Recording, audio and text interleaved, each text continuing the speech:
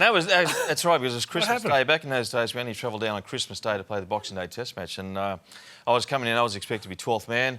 Got the phone call, I said, "You're playing tomorrow. Greg Ritchie's dropped a sleeper on his toe and you're in." I thought, OK, I'm in, but yeah, it was a strange thing that happened. Well, let's have a look at your first innings. Let's have a look at your bat. You didn't think that you could possibly break out a new one? Yeah, no, well, you didn't get too many bats in those days, but I think it was more of a confidence thing. I wanted some red cherries in the middle of my bat, but yeah, well, you've got a few on the edge there. Yeah, it wasn't that clean, was it? Yeah. The time Simon's Super Tusker. Well, all you New South Welshmen had the Super Tuskers. They must have been giving them away to the school. They were. That was all the rage back in those days, and that was my first sponsorship. So I think it was kid only. Your time would have come because you're such a great player. But do you ever think about what might have happened had Richie not dropped the log on his toe? No, not really, no. Come to think of it, no. I mean, I suppose Greg Ritchie would think about that because that was sort of the end of his career. So it's a strange way to sort of... Did he never get back in?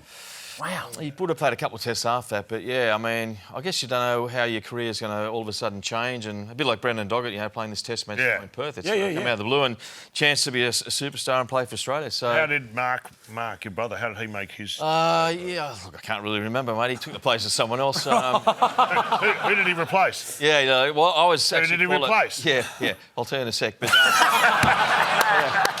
yeah, Bob Simpson actually called me out because back in those days, you actually found out whether in or out of the side by listening to the radio.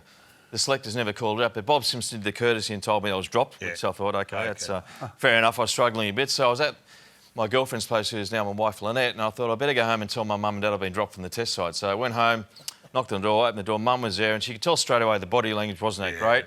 She said, "What's wrong? What's happened?" I said, "Well, I've just been dropped from the Australian cricket side." So she had a few tears, and Dad was there behind her.